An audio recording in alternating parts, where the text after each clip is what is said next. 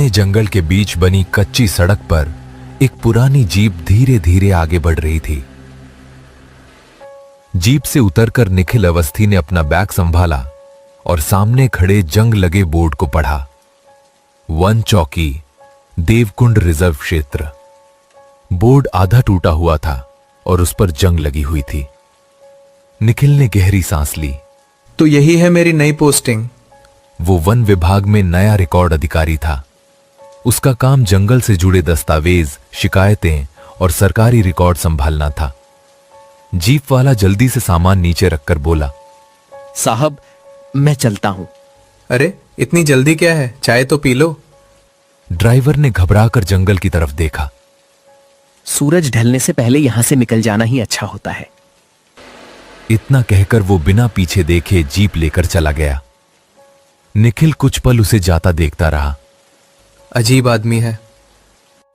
वो अपना सामान उठाकर वन चौकी के अंदर पहुंचा। अंदर एक पुराना लकड़ी का ऑफिस था। दीवारों पर धूल भरे नक्शे टंगे थे। एक कोने में लोहे की अलमारी रखी थी। मेज पर रजिस्टरों का ढेर लगा था और सबसे अजीब बात, मेज पर एक पुरानी पीतल की सीटी रखी थी। उसके नीचे एक मुड़ा हुआ कागज दबा था। निखिल ने कागज खोला। उस पर सिर्फ एक लाइन लिखी थी, रात में अगर सीटी अपने आप बजे तो जवाब मत देना। निखिल हल्का मुस्कुराया। लगता है पुराने कर्मचारियों का मजाक है। तभी बाहर से किसी ने आवाज दी, साहब। निखिल बाहर निकला। करीब 60 साल का एक दुबला पतला आदमी खड़ा था। मैं हरिराम हूं, यहां चौकी की सफाई और राशन पहुंचाता हूं। अच्छा हुआ आप मिल गए। आज यहीं रुकिए, साथ खाना खाएंगे। हरिराम का चेहरा अचानक उतर गया। नहीं साहब। क्यों? मैं अंधेरा होने के बाद इस चौकी में नहीं रुकता। लेकिन क्यों?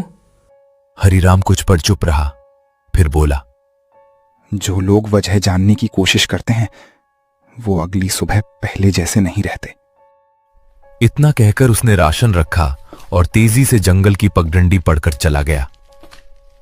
निखिल अब सचमुच असहज हो चुका था। शाम धीरे धीरे रात में बदल गई। जंगल पूरी तरह शांत था। फिर ठीक 11:47 पर मेज पर रखी वही पीतल की सीटी अपने आप बज उठी। आवाज इतनी तेज थी कि निखिल के हाथ से टॉर्च गिर गई। उसने कांपते हुए सीटी की तरफ देखा। सीटी अपनी जगह पर रखी थी, लेकिन ऑफिस के दरवाजे के नीचे से किसी ने एक काला लिफाफा अंदर सरका दिया था। पूरा कमरा अचानक बर्फ जैसा ठंडा हो गया। निखिल धीरे धीरे आगे बढ़ा। उसने लिफाफा उठाया। उस पर लिखा था, शाम होने के बाद लोग यहां क्यों नहीं रुकते हैं और क्या है इस सिटी का रहस्य? अगर सच जानना चाहते हो तो आज आधी रात सूखे कुएं के पास अकेले आना। और तभी ऑफिस के बाहर सूखे पत्तों पर किसी के भारी कदमों की आवाज आने लगी। लेकिन खिड़की से बाहर देखने पर वहां कोई भी नहीं था। निखिल के हाथ ठंडे पड़ चुके थे। बाहर कदमों की आवाज अब बंद हो चुकी थी। उसने खिड़की से दोबारा झांका। चारों तरफ घना अंधेरा। हवा तक नहीं चल रही थी, लेकिन उसके दिल की धड़कनें साफ सुनाई दे रही थीं। निखिल ने जाने का फैसला किया। उसने घड़ी देखी। 11:55। वो कुछ देर सोचता रहा। अगर ये किसी की शरारत है तो अब मैं इसका पता लगाकर ही रहूंगा। उसने टॉर्च उठाई और चौकी से बाहर निकल पड़ा। जंगल की पगडंडी रात में बिल्कुल अलग दिखाई दे रही थी। पेड़ों की टेढ़ी मेढ़ी शाखाएं ऐसे लग रही थीं जैसे किसी के लंबे हाथ हों। दूर कहीं उल्लू की आवाज गूंजी। फिर अचानक झाड़ियों में किसी के भागने की आवाज आई। निखिल टॉर्च घुमाकर देखने लगा, लेकिन वहां कुछ नहीं था। करीब 10 मिनट चलने के बाद उसे सामने एक पुराना कुआं दिखाई दिया। कुएं के पास पहुंचते ही उसकी टॉर्च एक पल के लिए झपकी, फिर बुझ गई। ये क्या, अभी तो बैटरी पूरी थी। उसी समय पीछे से किसी के बहुत धीमे कदमों की आवाज आई।